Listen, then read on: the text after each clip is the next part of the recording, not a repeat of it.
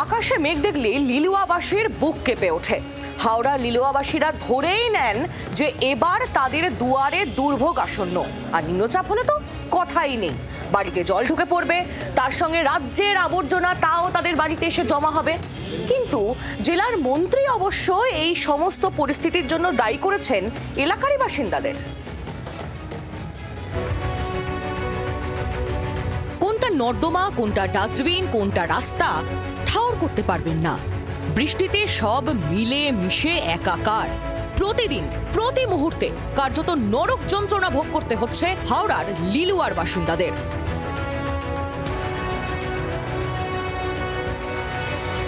এটা ভট্টনগর থেকে লিলুয়া স্টেশন যাওয়ার রাস্তা। বাস ও বড় গাড়ি চলাচল করে এই রাস্তা দিয়ে।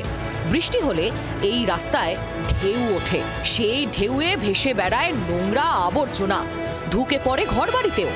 এটা শুধু এবছরের সমস্যা ভাবলে ভুল হবে, এটা দীর্ঘদিনের সমস্যা। হাজার অভিযোগ, হাজার খবর দেখিয়েও সমাধান হয়নি।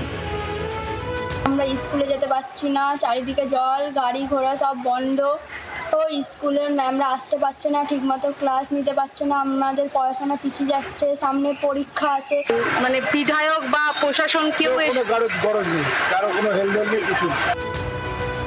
এই নরক যন্ত্রণার জন্য এলাকার বাসিন্দাদের সচেতনতার অভাবকেই দায়ী করেছেন রাজ্যের মন্ত্রী।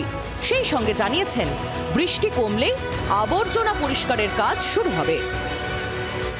এমন আমার হয়েছে, ঘটনা ঘটেছে, আমরা যখন পরিষ্কার করতে গিয়ে দেখেছি, মানে পরিষ্কার করতে যাওয়া হয়েছে, তখন দেখা গেছে যে তোষক ফেলে দেওয়া হয়েছে নর্দমার মধ্যে, তারপরে বস্তা ফেলে দেওয়া হয়েছে নর্দমার মধ্যে। আবর্জনা পরিষ্কার হচ্ছে না, অভিযোগ উঠছে আবর্জনা পরিষ্কার হচ্ছে না, কিন্তু কন্টিনিউ বৃষ্টি হচ্ছে। তো শুধু লিলুয়া বলে নয়, 2-3 দিন ভারী বৃষ্টি হলেই ডুবে যায় হাওড়া ও বালি পুরসভার বিস্তীর্ণ এলাকা।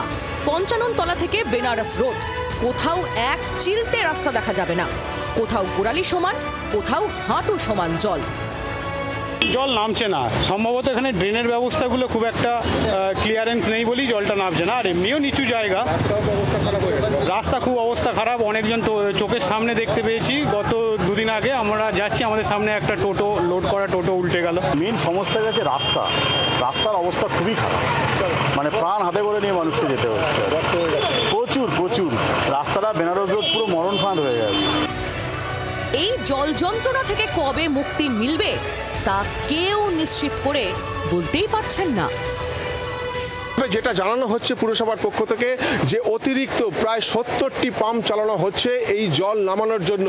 তবে গঙ্গার জলস্তর অনেকটাই বেড়ে গিয়েছে একটানা বৃষ্টির ফলে, যার জন্য জল নামতে অনেকটাই দেরি হচ্ছে।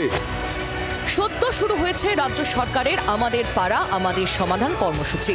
সেখানে সমাধান মেলে কিনা সেদিকেই তাকিয়ে এলাকাবাসী। দেবব্রত ঘোষের রিপোর্ট, জি 24 ঘন্টা। বাংলার আওয়াজ, বাঙালির আবেগ, জি 24 ঘন্টা।